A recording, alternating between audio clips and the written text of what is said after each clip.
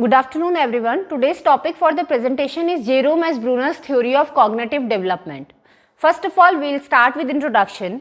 Jerome S. Bruner was born on 10th of January 1915 in New York. At the age of 2, he underwent different surgeries to correct vision impairment due to cataracts. He attended Duke University in North Carolina for his graduation in 1937, and after that he received his PhD from Harvard at 1941.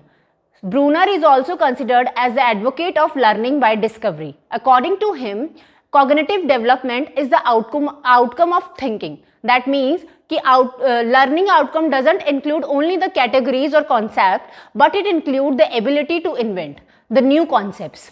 He have turned some different terms in his theory. First one is discovery learning. Discovery, the word means khoj karna, which means to explore or to investigate.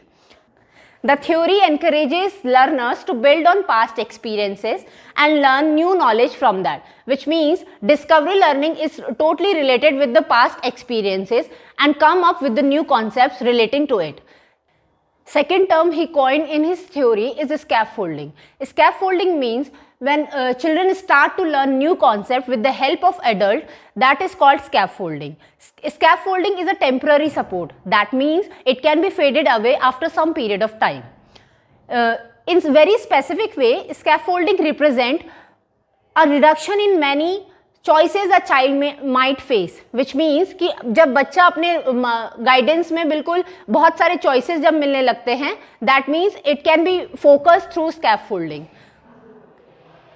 Now have some look on the theory. According to Bruner, he was concerned with how knowledge represents. That means according to representation, it was the main factor of his theory, and he gave 3 modes of representation.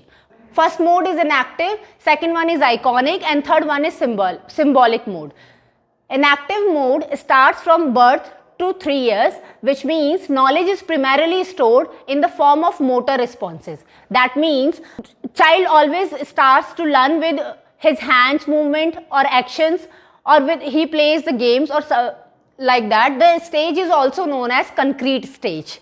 The other stage is iconic stage, which starts from the age of 3 years and 3 years to 8 years. In this, the knowledge is stored primarily in the form of visuals, models, charts and pictures. That's why this stage is also known as pictorial stage. The third stage is symbolic stage, which starts from the age of 7 to 8 years and above.